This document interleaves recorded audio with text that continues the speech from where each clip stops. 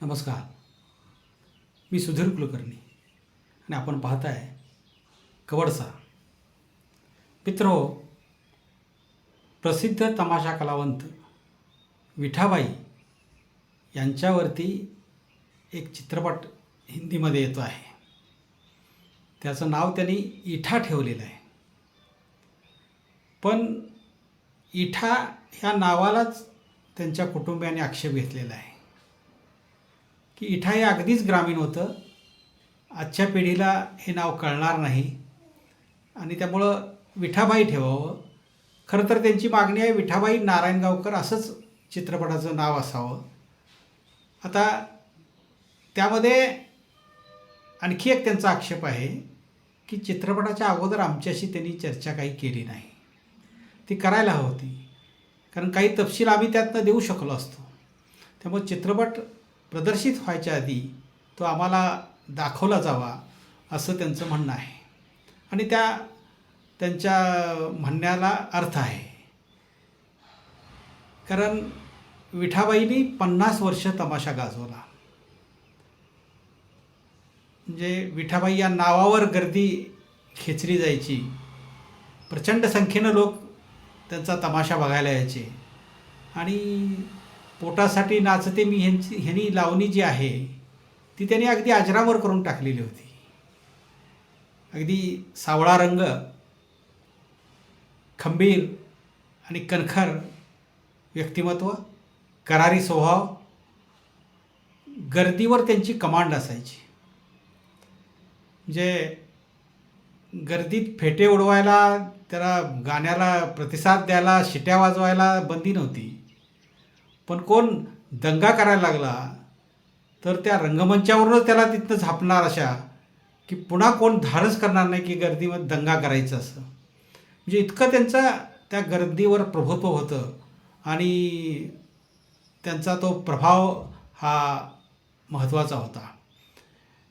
विठाबाईंचं एक वैशिष्ट्य आणखी एक आहे की सलग त्यांच्या 3 पिढ्यामध्ये राष्ट्रपती पदक मिळालेलं आहे. विठाबाईंचे वडील भाऊ नारायणगावकर यांना पहिल्यांदा राष्ट्रपती पदक मिळालेलं आहे. त्यानंतर विठाबाईंना स्वतः राष्ट्रपती पदक मिळालेलं आहे. त्यानंतर त्यांची कन्या जी आज तमाशा गाजवते आहे त्या मंगला बनसोडे यांनाही राष्ट्रपती पदक हे मिळालेलं आहे. म्हणजे 3 पिढ्यात हा पदक मिळवणाऱ्या ह्या पहिल्या तमासगीर म्हटलं पाहिजे हे कुटुंब आहे. तर मुळात तमाशा बघायचा हा प्रसंग मला साधारण 72-73 आला. विट्याला एक जाहिरात आलेली होती की विट्यामध्ये विठाबाई नारायणगावकर आणि काळूबाळू यांचा सामना आहे आणि एका तिकिटामध्ये 2 तमाशे बघायला मिळणार आहेत. आणि त्या औत्सुक्यापोटी आम्ही रात्रीच ठरवलं मित्रांनी, 7-8 मित्र आम्ही, आणि रात्रीच आम्ही जवळजवळ 10-11 किलोमीटर अंतर चालत, कधी पळून थोडंसं असं तो तमाशा आम्ही गाठला. आता त्यात सामना वगैरे असं काही नव्हतं. म्हणजे ह्यांची गवळण झाली की त्यांची गवळण व्हायची, ह्यांची बतावणी झाली की त्यांची बतावणी व्हायची, ह्यांची रंगबाजी झाली की त्यांची रंगबाजी व्हायची. म्हणजे असा तो प्रकार होता. म्हणजे तमाशा मध्ये सामना ह्याचा अर्थ समोरासमोर ते दोघंही एकाच रंगमंचावर आहेत असं कधी झालं नाही. एकवर त्यांचे कार्यक्रम व्हायचे. पण त्यावेळेला पहिल्यांदा विठाबाई आणि त्यांचा दरारा, काळूबाळूंचा दरारा काय असतो आणि काय विनोद कुठल्या पद्धतीनं ते करतात आणि गर्दीला कशा पद्धतीनं ते हसवतात, हे पहिल्यांदा तिथं बघायला मिळालं. या कालावधीमध्ये जवळजवळ 72 मी त्यानंतर 3-4 वेळा तरी विठाबाईंचा तमाशा पाहिला असेल.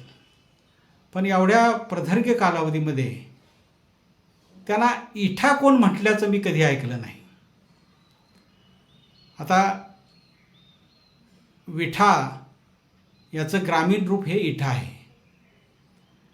काही ग्रामीण भागात अगदी कुठंतरी एखाद दुसऱ्या व्यक्तीनं काहीतरी केव्हा तरी म्हटलं असेल पण असं इठा म्हटल्याचं कधी ऐकवत नाही. सगळेजण त्यांना विठा किंवा विठाबाई नारायणगावकर असंच म्हणायच्या. त्यामुळं त्यांची जी प्रसिद्धी होती ती विठाबाई नारायणगावकर अशीच होती. कारण त्या काळामध्ये गाव नावाच्या पुढं लावायला जास्त महत्त्व होतं, किंवा अजूनही काही तमाशा मंडळं गाव लावतात. म्हणजे विठाबाई नारायणगावकर, कांताबाई सातारकर, काळूबाळू कौलापूरकर, मंगला बनसोडे करवडीकर, असं गावाचं नाव लावणं हे प्रतिष्ठेचं समजलं जातं. आजही ते प्रतिष्ठा ती मानली जाते. त्यामुळं त्यांच्या कुटुंबियांचं म्हणणं आहे की विठाबाई नारायणगावकर असं चित्रपटाचं नाव असावं, आणि ते त्यांचं म्हणणं रास्त आहे. कारण महाराष्ट्राबाहेर कर्नाटक किंवा मध्य प्रदेशमध्ये त्यांचे कार्यक्रम झाले, पण त्या विठाबाई म्हणूनच प्रसिद्ध होत्या. आणि एवढा प्रदीर्घ कालावधी त्यांनी तमाशा गाजवलेला आहे. त्यांना असं इठाबिठा कोण असं इतकं ग्रामीण कोण बोलणार नाही. आणि आता तर ग्रामीण शब्द, ग्रामीण भाषा, ग्रामीण वातावरण सगळं बदलत गेलेलं आहे, की त्यामुळं अनेक शब्द हे नामशेष झालेले आहेत. त्यामुळे असे अपभ्रंश झालेले शब्द मुलांच्या किंवा तरुण पिढीच्या लक्षात सुद्धा येणार नाही. म्हणजे अगदी एटाकसारखा शब्द आहे, शिनियासारखा शब्द आहे, हे ग्रामीण भागात आत्ता कुणाला कळणार सुद्धा नाहीत. तर अशा वातावरणामध्ये ज्यावेळेला आपण चित्रपट आणतो त्यावेळेला त्याचं नाव हे विठाबाईच जास्त योग्य आहे. विठाबाई नारायणगावकर नाही जमलं, अगदी त्यांना शॉर्ट पाहिजे असेल तर विठाबाई असं नाव जरी ठेवलं तरी चालेल, अशी परिस्थिती आहे. दुसरं, विठाबाईची भूमिका ही श्रद्धा कपूर करते आहे. त्याचा जो टीझर प्रसिद्ध झाला आहे त्यात विठाबाईंचा जो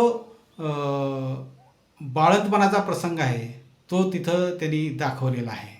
आणि तो त्यांच्या आयुष्यातला महत्त्वाचा प्रसंग आहे की विठाबाई स्टेजवर नाचताच त्यांना वेदना चालू झाल्या आणि मागे त्यांच्या राहुटीमध्ये जाऊन त्या बाळंत झाल्या आणि दगडांनी नाट त्यांनी तोडली.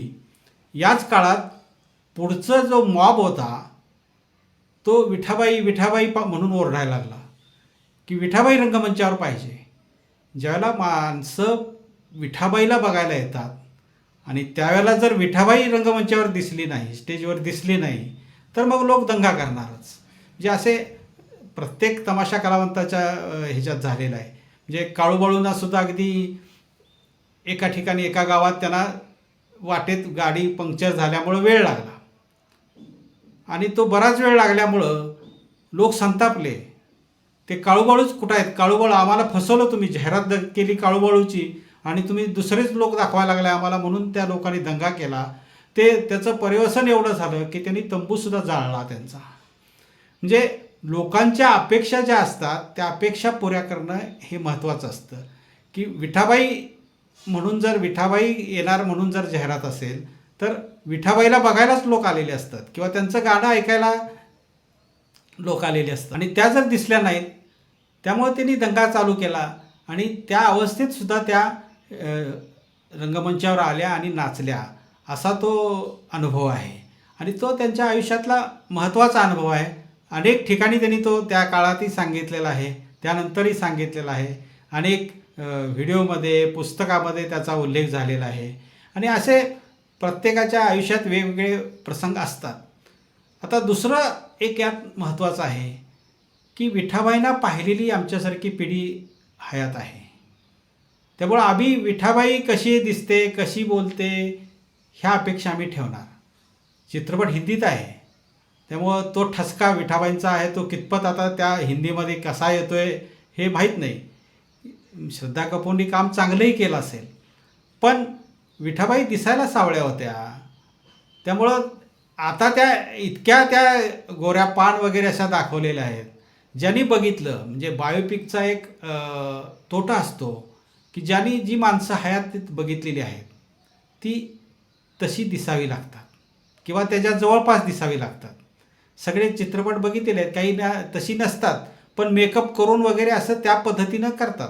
जे अनेक बायोपिक ज्या झालेल्या आहेत त्यामध्ये साधर्म्य असलेली माणसं साधारण अभिनेते निवडलेले आहेत आणि इथं श्रद्धा कपूर नेमलेलं आहे, त्यामुळे दोन्हीची तुलना ही होत राहणार.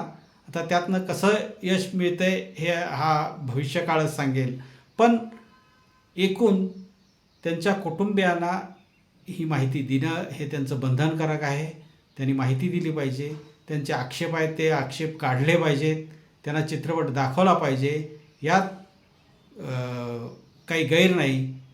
आणि मला वाटतं त्याची दखल निर्माते दिग्दर्शक यांनी घेतली असावी आणि ते त्यात बदल करतील अशी अपेक्षा करूया. धन्यवाद. मित्रो, माझा हा व्हिडिओ आपल्याला आवडला असेल तर लाईक करा, सर्व मित्रपरिवाराला पाठवा आणि सबस्क्राईब करा. धन्यवाद.